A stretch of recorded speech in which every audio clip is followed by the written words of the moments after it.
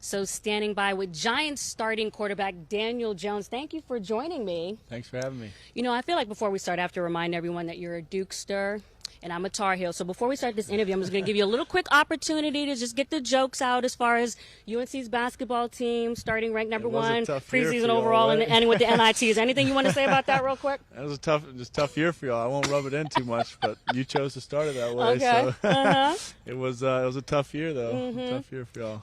But we did get y'all in when you played the last game with your last coach, Coach K. So yeah, that's in the past. That's in the That's past. in the past. Okay, it's in the past. Okay, we'll move on. Well, speaking of the this past off season, you got a big contract for a year, $160 million, obviously, and you did that after having just like notable progress under Brian Daboll, increasing your completion percentage, passing yardage, ball protection, all that other stuff. So I'm just curious, what aspects of your game do you feel like you want to see this year go to the next level, especially in comparison to the other QB1s around the league?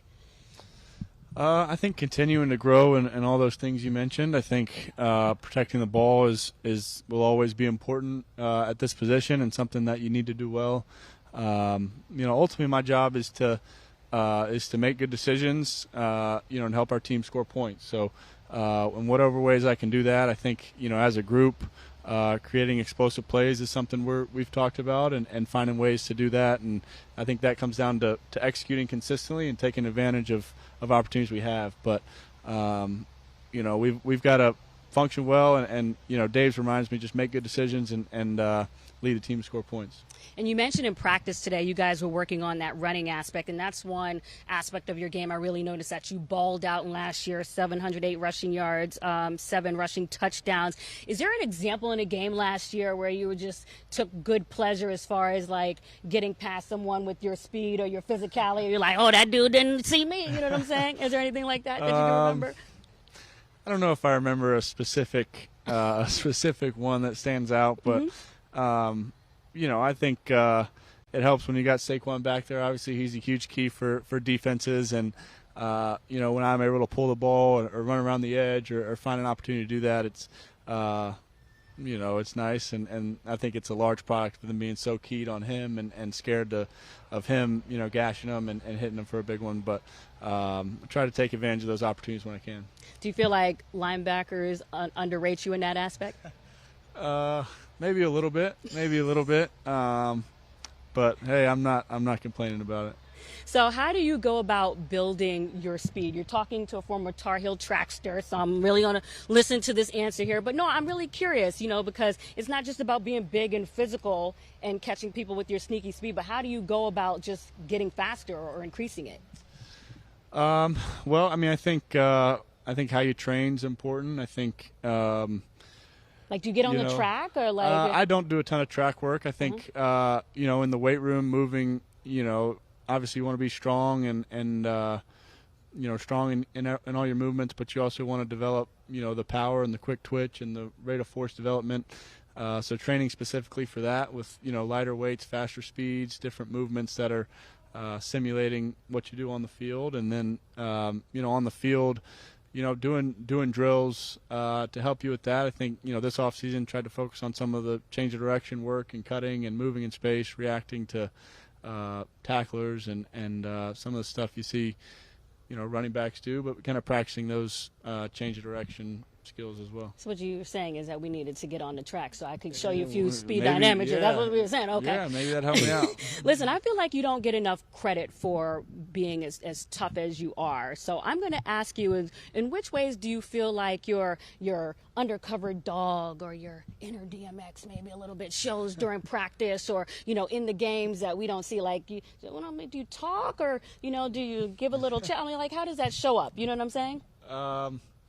Yeah, I don't talk a ton, but I think just physically and mentally tough. I think that's what this game requires, and when you take a hit, when you're running and you need to deliver a hit, that you do so and you hop back up and keep going. I think every position on the football field has to be physically tough. I don't think the quarterback's an exception from that, and when you can demonstrate that to your teammates and to everybody, I think it's important to do that. And then And you do have fire, because even though you're a little bit more understated, I feel like I see it behind your eyes. You know, you have that fire underneath there. You know what I'm saying? I think we all do it this level. I mean, I think I certainly have the competitive edge, and I think that's important. That's something that Dave preaches a lot. I think that's something we all kind of embody out there on the field, to have that kind of fire and the edge to what you do on the field. Do you still feel underrated? Are you still underrated?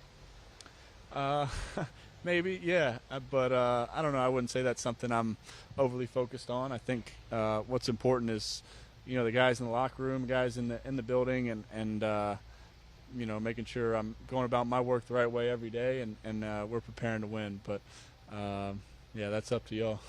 How are you going about specifically building your relationship with Darren Waller, not just on the field, but off, because you are a little bit more low-key. So what's your methodology for improving that bond specifically with him? Yeah, Darren's been great. He's an awesome guy. He's a deep thinker. He's an authentic, with who he is, and he's a fun guy to talk to, and I think that's it. Just having conversations, spending time together, going to dinner when you can, and try to do that with Darren and all our teammates. And I think those relationships and those bonds are important when you're talking about putting a team together and helping you kind of put your best foot forward on the field, having those relationships behind the scenes. And how necessary do you feel like it was to have him here when you think about the fact that Darius Slayton was your leading wide receiver with 724 wide receiving yards last year, and then your second guy, Richie James, with 569, is with the Colts. So how much did you need Darren Waller? Yeah, I mean, I think I like all the guys we have. I think Darius has obviously been huge for us these past few years and played really good football for us. He'll continue to be a big part of what we do. The guys we've brought in, and then Isaiah got here at the end of last year and played really well.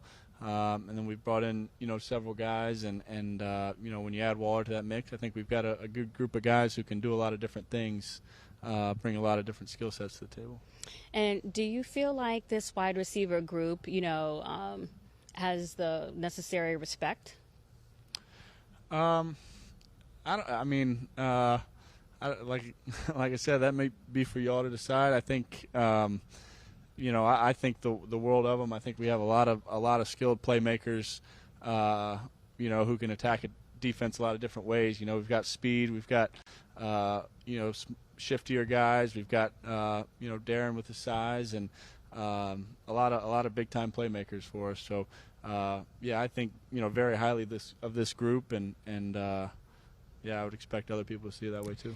Just last couple here with Saquon Barkley. I'm just curious, how did you go about building or just bridging that gap of awkwardness, rather, when he was going through his contract talks, as far as just being respectful of the business side, but also trying to show him empathy as a friend? Yeah, I mean, we were in communication through the whole thing. I mean, we talk all the time, and like you said, he's a close friend of mine. And I think we understood the situation, understood the business part of it, and that we both were kind of trying to balance that and make the best decision we could. So we were in touch, we were talking, and I think it's tough when the business side of it kind of works out that way, but I think the world of him, as a guy, as a teammate, as a leader, and just who he is as a guy. And last question, what would you say to anybody out there, whether it's just NFL fans, media, whoever, that characterized last season as a fluke or just as a mirage? What would you say to those people? I mean, that's fine. I think people can have their opinions, make their mind up. We're focused on what we're doing to improve and take the next step. It starts over. We don't just because we had a good year last year doesn't mean anything about this year. So it's about what we do now, what we're focused on, and how we prepare ourselves to play our best. So that's what we're focused on. We're excited. We're confident in the group we have, and looking forward to getting started. Well, watch out for that Tar Heel basketball team, All right, Mr. we'll see. Dukester. We appreciate that. For Daniel Jones, I'm Josina Anderson. Back to you guys.